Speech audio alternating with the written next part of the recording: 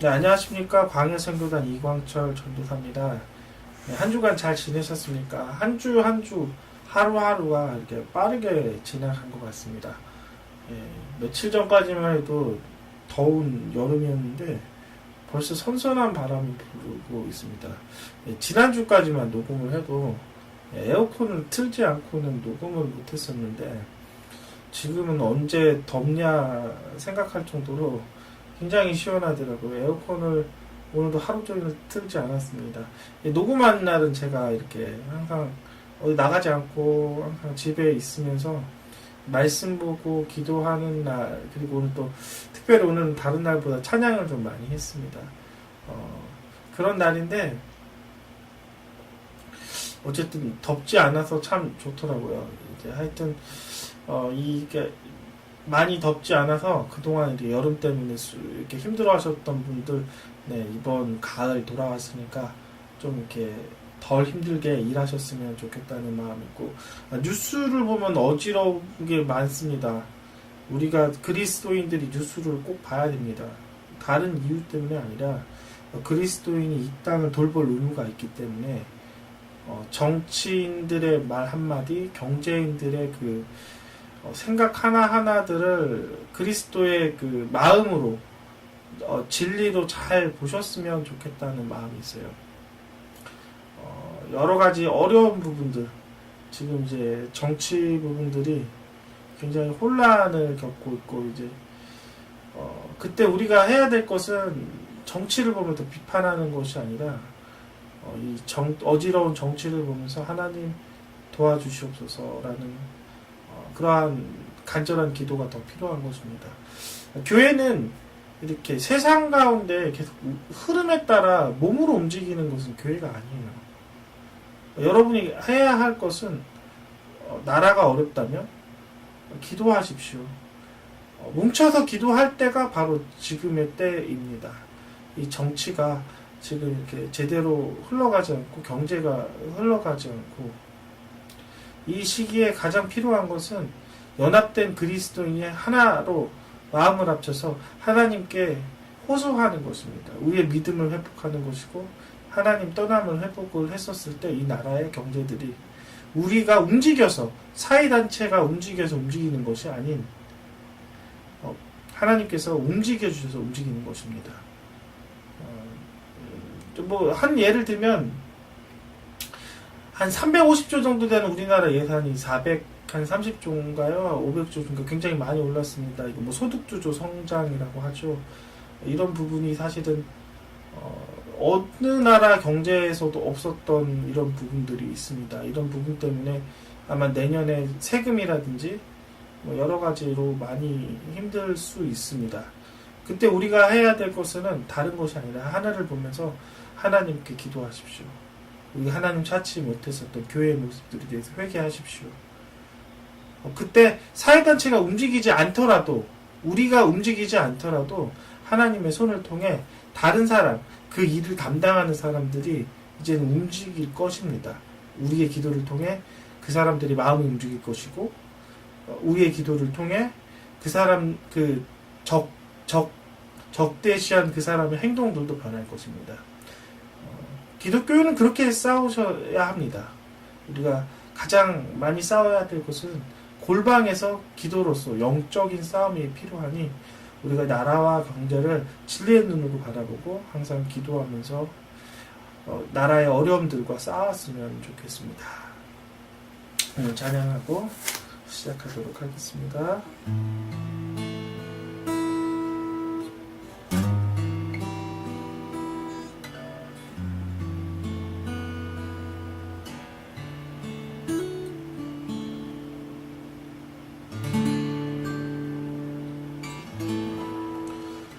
내 모든 것,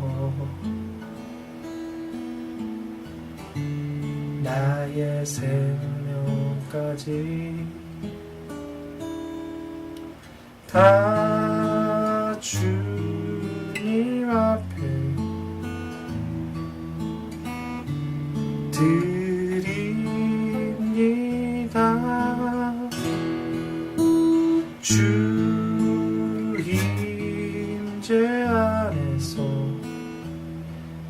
이제 내 영혼 자유해. 내가 주의 거룩한 이름을 높이며 예배하리.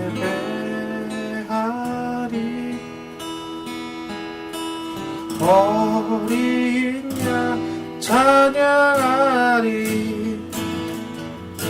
내 평생 그 하나로 충분해요. 어린 양 찬양하리. 내가 주의 임재 안에서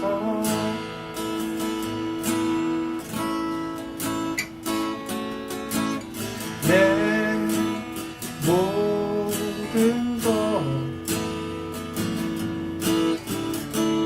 내 생명까지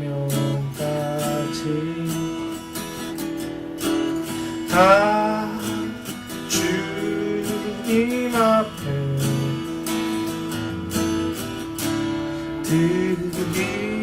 드립니다. 주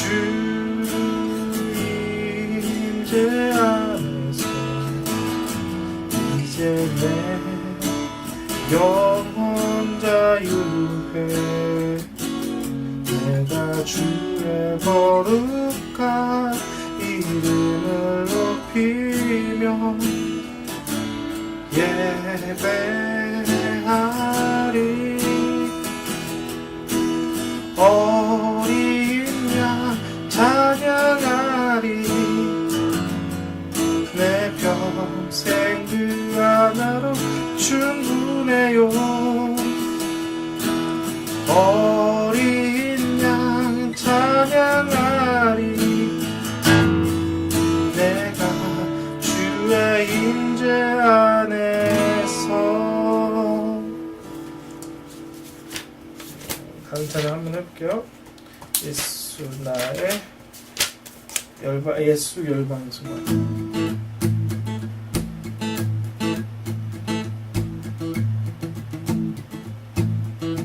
예수 열방의 소망.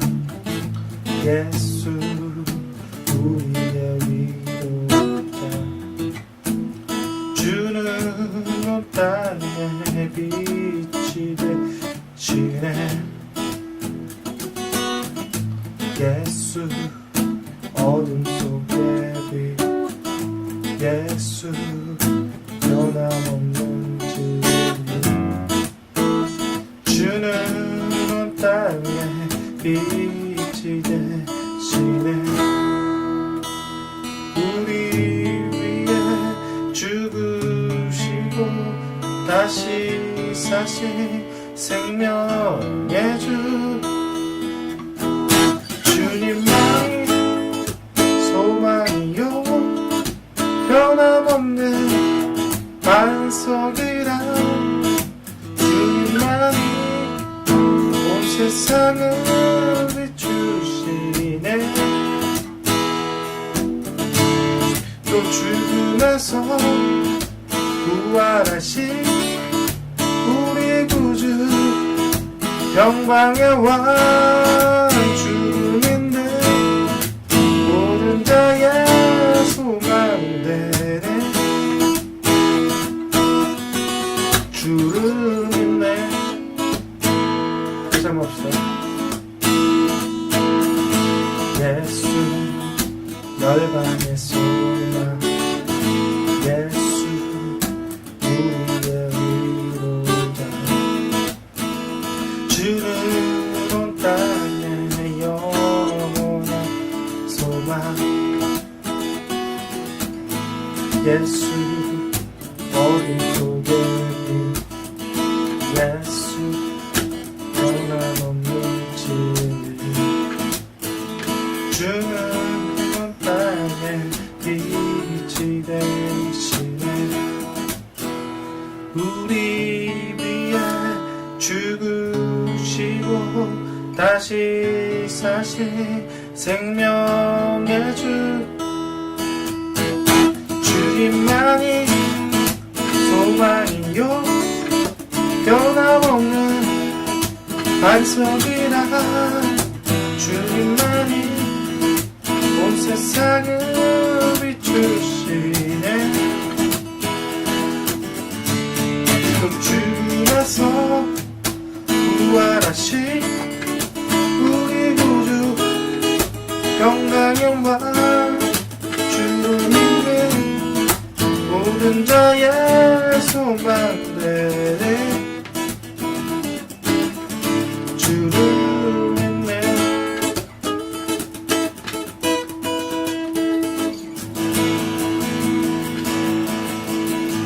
예수 나의 첫사랑 되신 첫사랑 지존자 되신 그리스도 예수 찬양하네.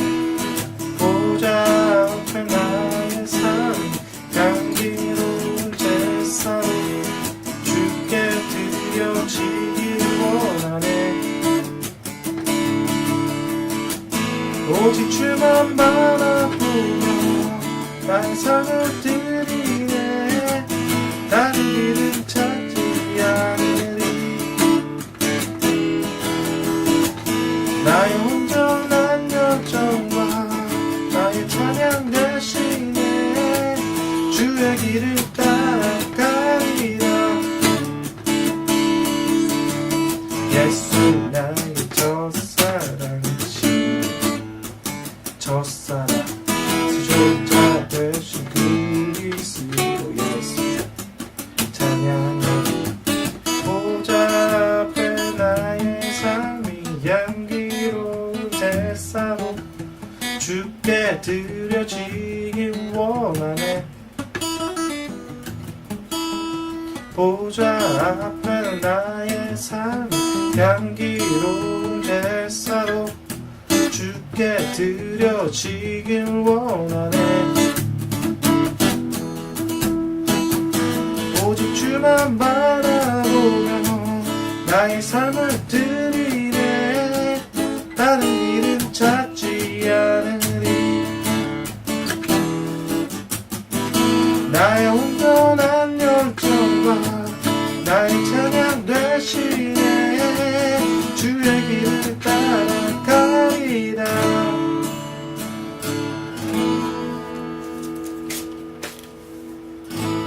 우리 보좌 앞에 모였네.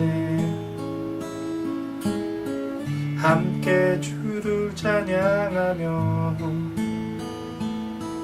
하나님의 사랑 그 아들 주셨네.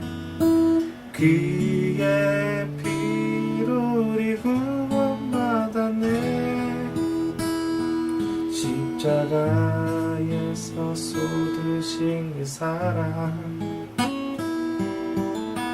강같이 온 땅에 흘러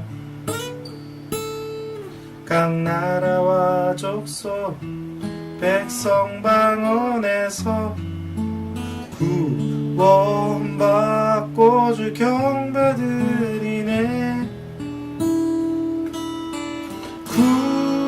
구원하심이 보좌에 앉으신 우리 하나님과 어린 양께 있도다. 구원하심이 보좌에 앉으신 우리 하나님과 어린 양께 있도다.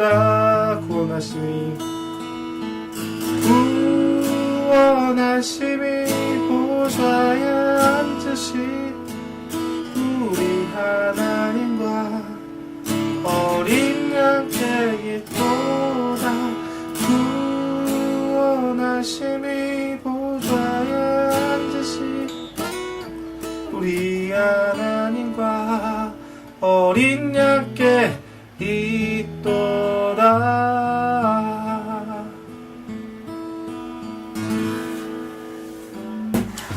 네, 기도하고 바로 말씀 듣겠습니다. 예수님 감사합니다.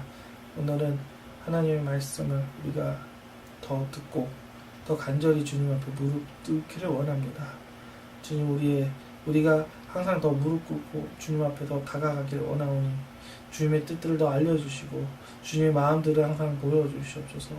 우리가 항상 세상이 바빠서 기도를 많이 못하오나 주님 아버지여 그 가운데서도 항상 주님의 빛과 주님의 사랑을 항상 알 수 있게끔 주님께서 아버지여 빛들과 은혜들을 허락하여 주시옵소서. 주님을 더 알기 원합니다. 주님을 순종하기 원합니다. 이 말씀을 통해 아버지여 어두움 가운데 하나님의 뜻을 모르는 것들을 다 깨달을 수 있게 하여 주시옵소서. 예수님 이름으로 기도합니다. 아멘. 먼저 오늘 제목부터 이야기를 하겠습니다. 제목은 이 땅이 하나님의 나라. 이게 굉장히 중요한 겁니다. 이게 보통 교회에서 많이 듣는 설교가 아니에요. 어디 특별한 선교 세미나에서만 들을 수 있는 설교입니다. 이게 제가 이걸 준비를 했었던 것도 제가 임으로 그냥 어떤 거를 해야 되겠다 무슨 세미나를 듣고 그렇게 한 거는 아니고 제가 말씀을 이렇게 읽으면서 이 말씀을 꼭 전해야 되겠다. 전체적으로 하나님의 나라가 어떻게 형성이 됐는지에 대해서 이야기를 할 것입니다. 이야기 아니라 말씀을 전할 겁니다. 이 말씀을 전할 때 이게 좀 처음에는 좀 지루할 수가 있어요. 그래도 중요한 내용입니다. 좀 이렇게 소화가 이게 말씀을 들으면서도 이게 생소하고 좀 이렇게 소화가 덜 됐을 때 한 번만 더 들어주시길 바랍니다. 그랬을 때 여러분이 그 교회가 무엇인지 그리고 이 땅의 하나님 나라가 어떤 것인지 여러분들이 이제 하나님의 그 목적들도 이렇게 잘 이게 이 목적들이 이렇게 깨달아질 것입니다. 성경이 열어지는 부분 중 그 중요한 키워드가 바로 오늘의 설교입니다. 제가 한번 본문 먼저 읽고 시작하겠습니다. 여호와께서 창세기 12장 1절부터 3절까지입니다. 여호와께서 아브라함에게 이르시되 너는 너의 고향과 친척과 아버지의 집을 떠나 내가 내게 보여줄 땅으로 가라. 내가 너로 큰 민족을 이루고 내게 복을 주어 내 이름을 창대케 하리니 너는 복이 될지라. 너를 축복하는 자에게는 내가 복을 내리고 너를 저주하는 자에게는 내가 저주하리니 땅의 모든 족속이 너로 말미암아 복을 얻으리라 하시니라. 오늘의 말씀은 이 땅의 하나님 나라입니다. 하나님께서는 사람을 창조하셨고 하나님께서는 태초의 계획은 이 땅에 하나님의 나라와 이 땅의 나라가 하나님의 나라로 연합되는 것을 원하셨습니다. 땅과 하늘이 연합되는 것이 하나님의 창조의 목적이었습니다. 중요한 설교고 조금 어려운 설교입니다. 천천히 그리고 반복해서 한 2번 정도 꼭 들으셨으면 좋겠다는 생각이 있습니다. 이거는 오늘의 본문은 아브라함에게 했던 그 말씀입니다.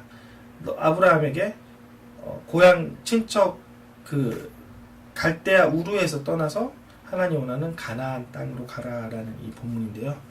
이 본문에는 하나님께서 이 땅에 아브라함을 통해 하나님 나라를 창조하시는 것들, 이 땅에 하나님 나라가 아브라함을 통해 민족으로 형성되는 것을 하나님께서 명령하시는 겁니다. 그것의 시작을 이 본문이 설명하는 건데요. 이 말씀을 이해하기 위해서는 창세기부터 한번 쭉 다뤄보도록 하겠습니다. 하나님께서 사람을 창조하셨습니다. 어떻게 창조하셨나? 하나님께서 이 천지를 창조하셨을 때 빛을 창조하시고 공창을 만드시고 그 다음에 해와 달과 별과 그리고 많은 육지와 여러 가지 것들을 창조하셨는데 마지막으로 하나님께서 사람을 창조하시고 사람에게 이런 말씀을 하셨습니다. 창세기 1장 27절부터 28절. 하나님이 자기 형상 곧 하나님의 형상대로 사람을 창조하시되 남자와 여자를 창조하시고 하나님이 그들에게 복을 주시며 하나님이 그들에게 이르시되 생육하고 번성하여 이 땅에 충만하라. 땅을 정복하라. 바다의 물고기와 하늘의 새와 땅에 움직이는 모든 생물을 다스리라 하시니라. 하나님께서 사람을 창조하시고 사람을 그냥 창조하시는 것이 아니라 하나님의 형상대로 남자와 여자를 창조하신다고 하십니다. 성경에서 말하는 창세기 1장 20절의 형상은 바로 하나님의 성품을 말합니다. 하나님의 그 겉모습이 아닌 하나님의 마음인 하나님의 마음을 사람에게 주셨습니다.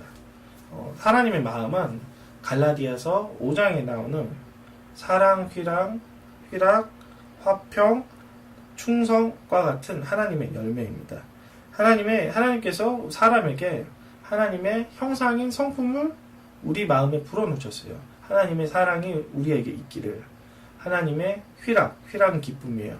하늘의 기쁨을 사람에게 있기를, 하나님의 평안이 하나님께 있기를, 하나님의 절제와 충성이 그리고 성실들이 사람 가운데 형상으로서 성품 가운데 있는 것을 하나님께서 창조하셨다는 거예요.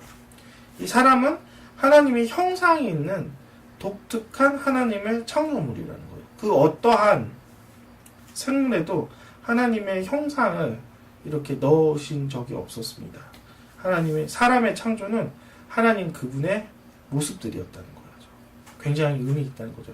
이 사람이 그냥 만들어지는 것이 아니라 하나님의 형상을 닮은 하나님 그분의 모양을 닮은 그분의 거울이셨다는 거죠. 그래서 하나님께서 사람을 사랑할 수밖에 없다는 거예요. 그 사람에게 하나님의 사랑이 있고 하나님의 평화가 있는 그 사람에게 명령하십니다. 하나님이 그들에게 복을 주시며 하나님이 그들에게 이르시되 생육하고 번성하여 땅에 충만하라, 땅에 정복하라, 바다의 물고기와 하늘의 새와 땅에 움직이는 모든 생물을 다스리라 하시니라.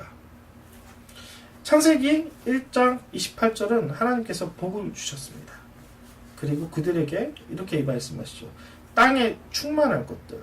충만하라는 것은 땅에 사람이 번성할 것들을 이야기하는 거예요. 왜 하나님께서 번성하라 이야기냐? 사람에게는 하나님의 아름다움이 있는데 이 아름다움이 이 땅에 가득 차는 걸 원하셨다는 거예요. 하나님의 사랑이 이 땅에 사람을 통해 가득 차는 것을 원하시는 거예요. 그리고 하나님께서 정복하고 그리고 다스리라고 하십니다. 정복이 되는 거예요. 하나님의 형상인 하나님의 성품이 없었던 이 땅에 사람이 가득 채우면서 정복이 되는 거예요. 하나님의 선함들이 정복이 되는 것이에요. 다스림들이 되는 것이에요. 어떠한 다스림이냐?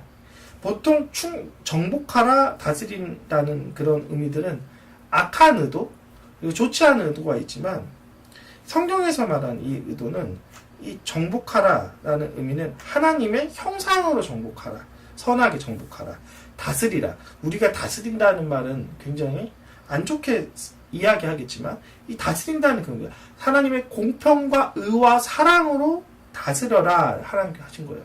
하나님께서 사람을 창조하셨을 때 하나님의 형상들과 형상의 모형들이 사람을 통해 다 가꾸어지고 이루어지는 것을 하나님은 간절히 원하셨다는 거죠.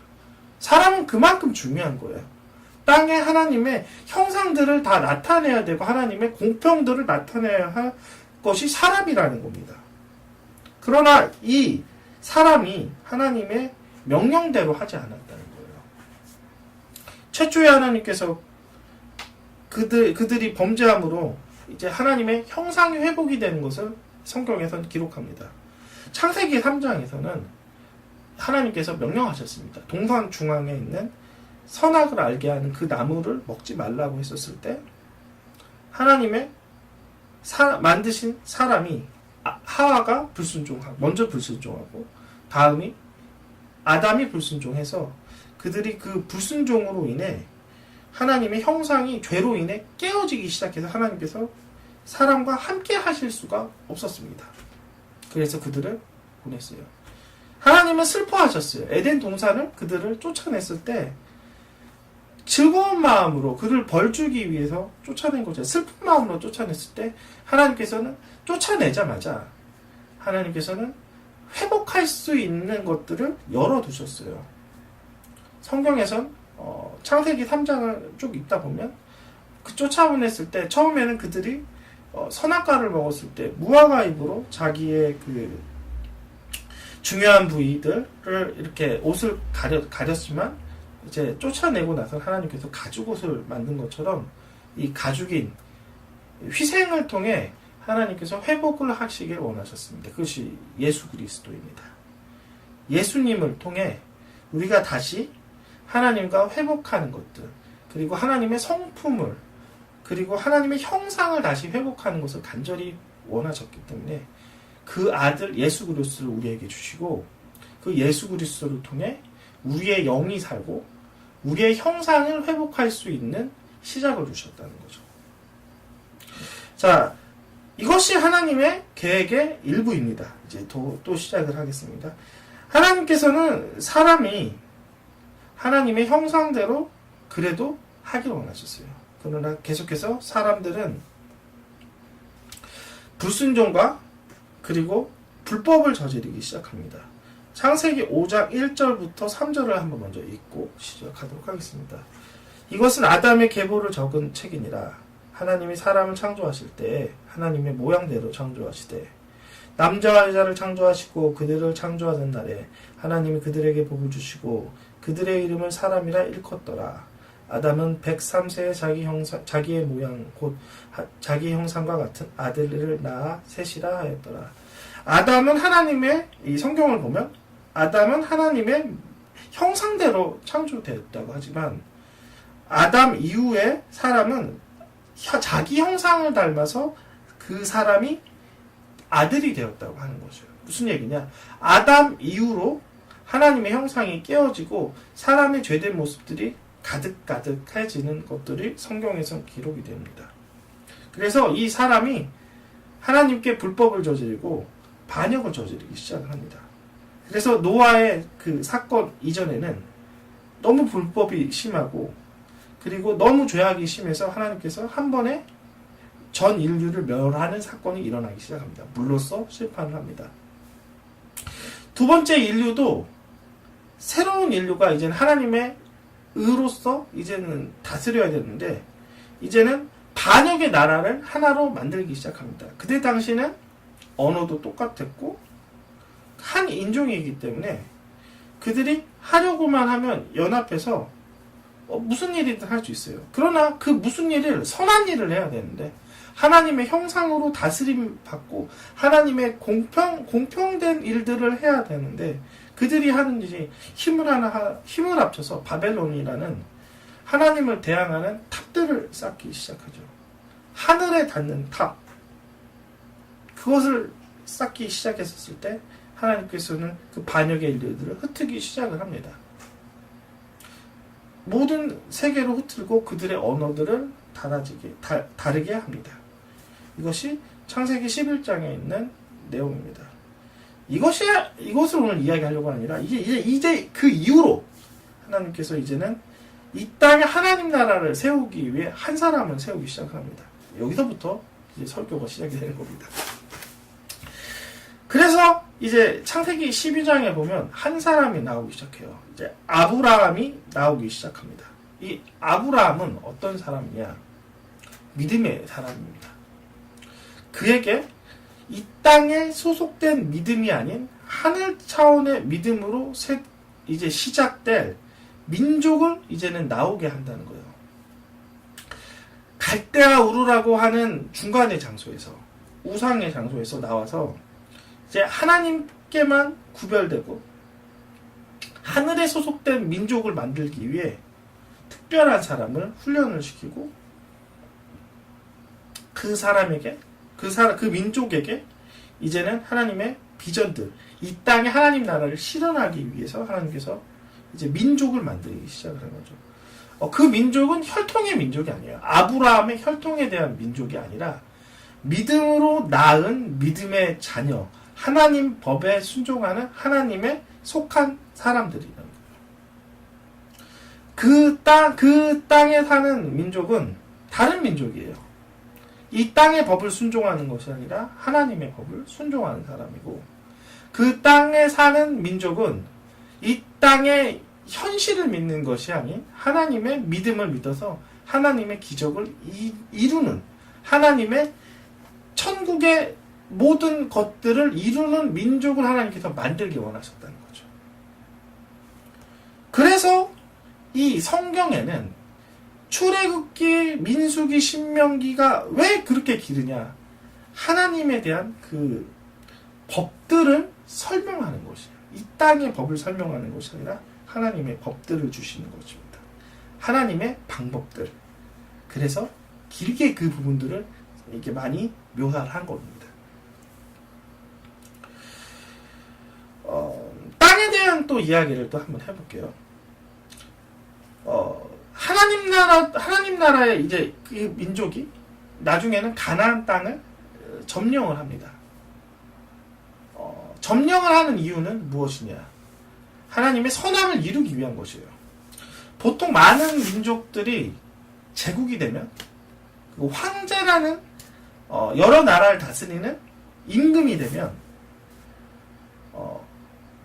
그 나라를 세금을 걷고 노예를 부리기 위해서 그 땅을 뺐지만 이 나라는 다른 나라는 겁니다. 다른 목적을 위해서 만들어집니다. 먼저 가나안 땅을 뺏는 이유는 다른 것이 아니라 그 땅의 민족이 이 땅의 원래 주인 하나님을 대적하는 민족이기 때문에 하나님을 대적하는 세력들을 없애서 이제는 하나님의 나라의 그 반역자들을 없애는 거예요. 그리고 하나님의 새로운 법을 만들기 위해 가나안 땅을 점령한다는 거예요. 악한 의도로 하나님께서 하는 것이 아니라 그 땅의 백성들이 죄를 이제는 없애고 이제는 새로운 하나님께서 출발을 하기 위해서 그 땅을 빼는 거예요. 그리고 그 땅에 사는 민족들이 이제는 정복해왔을 때 점점점 하나님의 법과 하나님의 영적인 믿음과 하나님의 사랑과 하나님의 공의들이 그 땅에서 회복되고 그 땅에 있는 민족들이 점점 온 세계에 퍼져서 하나님의 나라들, 하나님의 왕국들이 이스라엘 백성을 통해 이루어지길 간절히 원하셨다는 거죠. 그것이 바로 하나님의 목적이었다는 거죠. 밟고 그리고 세상의 힘으로 다스리는 것이 아닌 그들을 사랑으로 다스리고 의와 공평으로 하나님의 말씀을 실현하는 민족을 만드는 것이 하나님의 원래의 목적이었어요. 그것이 바로 이 땅의 하나님의 나라입니다. 혈통으로 이루어진 것이 아닌 믿음과 하나님의 말씀에 대한 순종과 하나님의 법치와 그것들로 이루어진 것이 바로 하나님의 나라인 것이에요. 그래서 하나님께서 여호수아를 통해 가나안 땅을 점령했을 때도 왕을 주시지 않았던 것은 왕이 이미 있었기 때문이죠. 그것이 바로 여호와 하나님이 주시라는 거죠. 그들에게 법을 하나님께서 미리 주셨어요. 세상에도 뛰어난 법이 있지만 더 뛰어난 천국에 있는 법을 하나님께서 주셨어요. 그 어떠한 법보다 더 뛰어나고 완전한 법을 주셨습니다.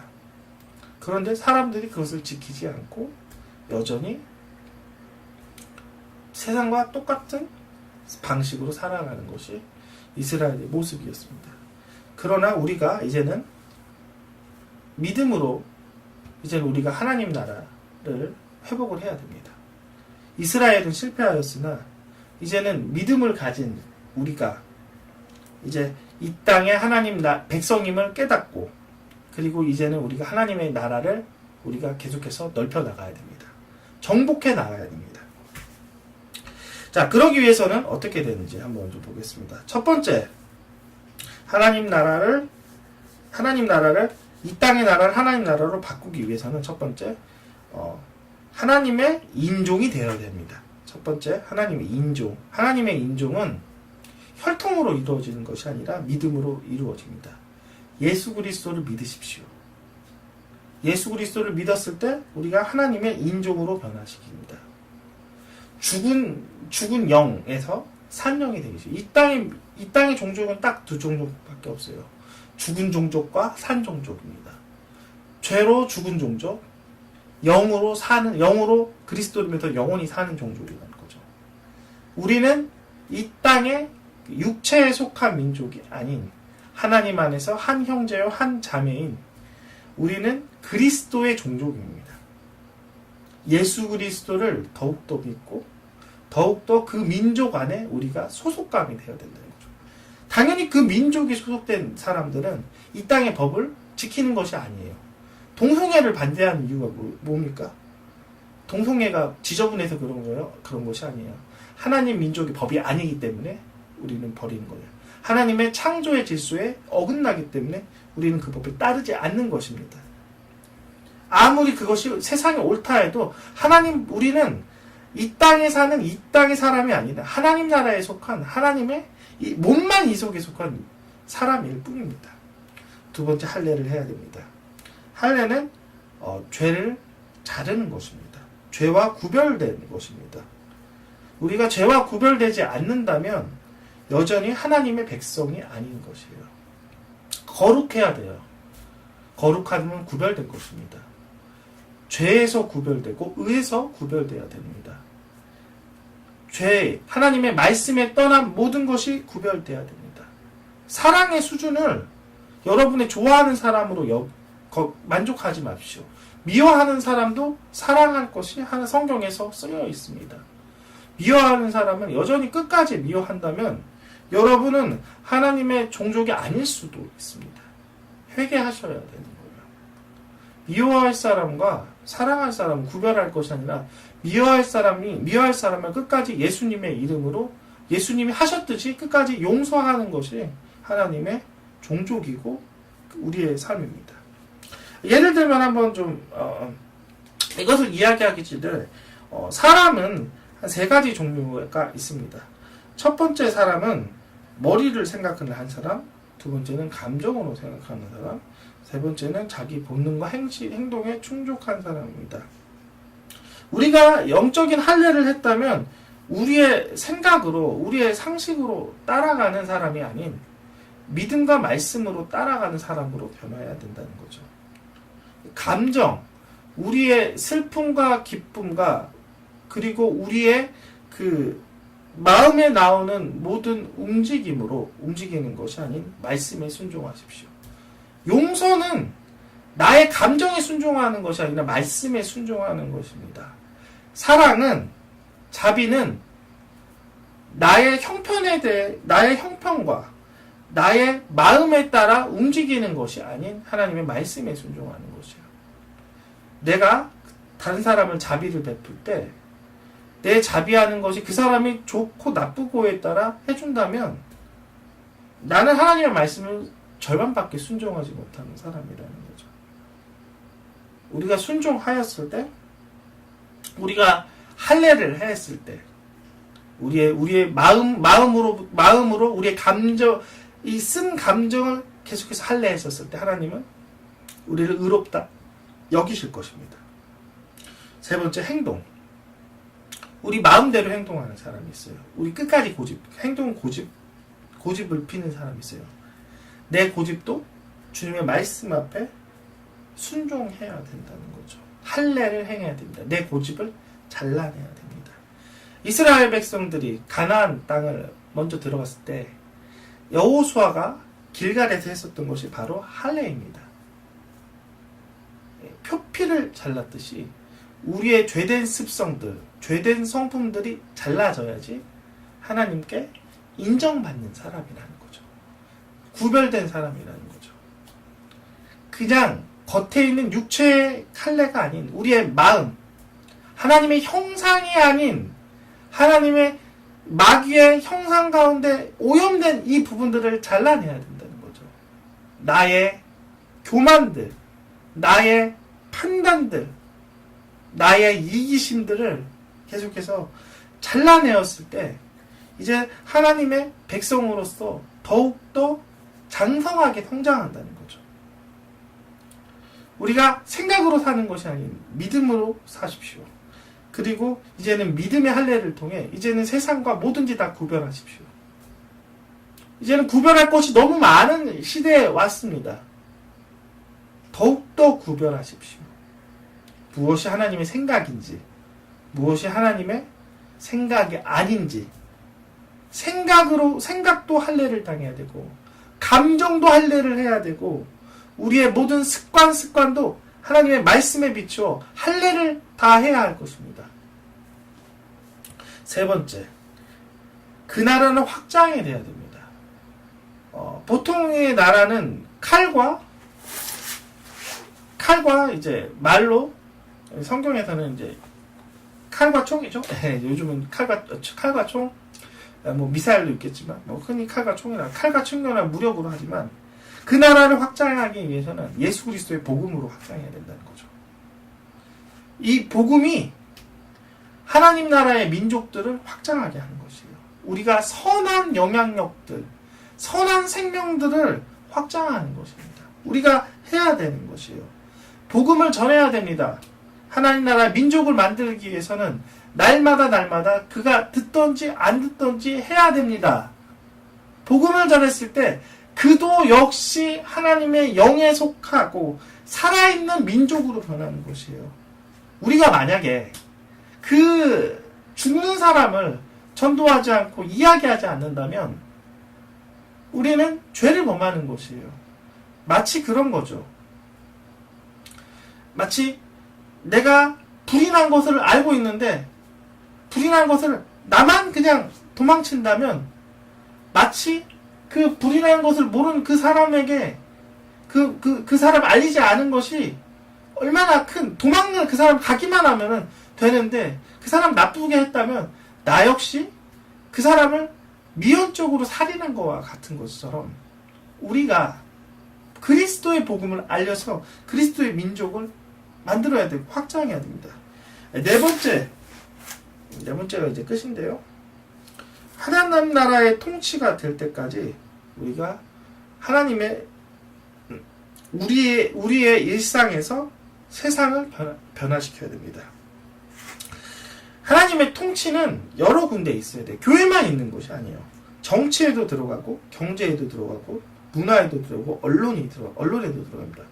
언론에는 하나님의 진실이 되어서 세상 가운데 거짓인 부분들, 세상 가운데 어두운 부분을 드러내서 그것을 알리어서 세상이 진리로 그리고 공의로 변화될 것들을 알려야 된다는 거죠.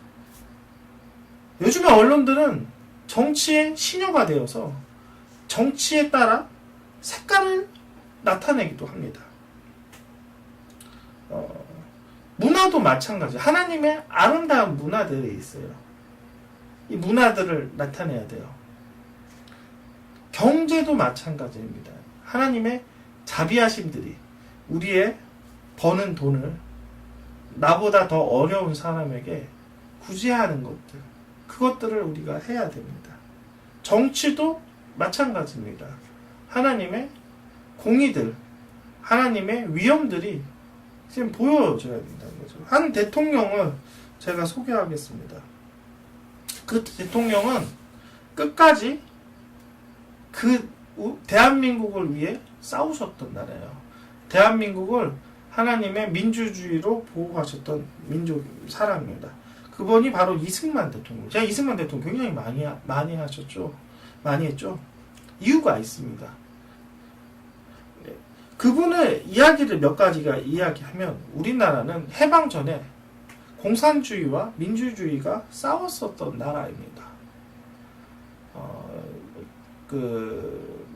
우리의 독립 전쟁사를 보면 많은 부분들이 공산주의의 지원 아래 독립을 했었던 부분들이 있어요. 공산주의의 그 당시 이제 소련이라든지 중국이라든지 많은 물자의 영향을 받아서 독립운동을 했었던 부분들이 굉장히 많이 있어요. 그것이 나쁘다 좋다 이야기하는 것이 아니라 그 당시 중국이나 러시아도 일본의 영향을 받았기 때문에 그럴 수 있다는 거예요. 문제는 그게 국민들한테 들어왔다는 거죠. 1920년, 30년 그때 공산주의가 뭔지도 모르고 민주주의도 모르는 사이에 많은 사람들이 이 남한에도 마찬가지로 공산주의에 대해서 굉장히 다 좋아하고 공산주의에 대해서 환상을 갖고 있었던 많은 사람들이 있었다는 거예요. 그 사람들이 공산주의가 어떤 나라인지를 모르기 때문에 공산주의는 환상을 통해 거짓을 만드는 거예요. 처음에는 부르주아라는 돈이 많은 사람과 그리고 노동자들이 투쟁한다고 하고 혁명을 일으켜서 모든 재산을 몰수한 다음에 공평하게 나눠주는 것이 원래 공산주의의 이론입니다. 그러나 이제 그것이 실체로 드러났을 때는 몰수를 했었을 때는 국가로 가고 국가에서는 국가를 다스리는 공산당원이 그것을 소유하는 아주 희한한 정치가 되는 거예요. 나중에 공산주의로서 다 정치를 했었던 사람들은 각자의 그 독재 노선을 피기 시작을 하고 국민들을 나눠주는 사람들이 아니라 국민들을 탄압하고 억압하는 쪽으로 계속해서 그 거짓된 모습, 악한 모습을 드러내기 시작을 했던 거예요. 그때 미리 알았던 사람이 있었어요. 그것이 누구냐? 이승만 대통령이었던 거죠. 미국에서 민주주의를 배우고, 미국에서 국제법을 배우고, 미국에서 법을 배우고 했었던 그 분이 대한민국에 와서 공산주의의 본질을 아셨어요. 공산주의는 거짓이라는 것을. 그분은 하나님을 대한 믿음도 있었고, 하나님의 진리와 눈으로 공산주의가 얼마나 거짓된 정치인지 그분은 끝까지 싸웠어요. 정치인으로서. 끝까지 싸웠고, 그리고 이 나라를 보호하셨습니다. 그리고 그가 6.25 전쟁이 일어났었을 때, 북한이 남침을 했었을 때, 우리는 다 잡혀먹히는 그 순간에 메가더라는 사람은 미군을 이용해서 우리나라가 인천 상륙작전을 통해 우리나라가 회복이 되기 시작을 했었던 것을 알 수 있습니다. 그분은 하나님의 일을 하신 거예요. 이 나라를 보호하기 위해, 이 백성들을 보호하기 위해 정치인으로서 자기가 할 수 있는 모든 것들을 하는 거예요. 하나님의 선함을 이루기 위해 백성들을 보호하기 위한 정치를 하는 것이고, 백성들의 그 진실과 백성들을 사랑하는 마음으로 이 나라를 위한 모든 것을 정치인으로서 하셨다는 거죠. 그가 목사로서 하는 것이 아닌 정치인으로 하신 거죠. 여러분도 싸워야 됩니다. 홀로 싸워야 할 부분이 있어요. 여러분이 경제인이라면, 여러분이 직장인이라면 이승만 대통령과 같은 상황은 아닐지라도 여러분이 싸워야 할 부분이 있다면 과감하게 싸우십시오.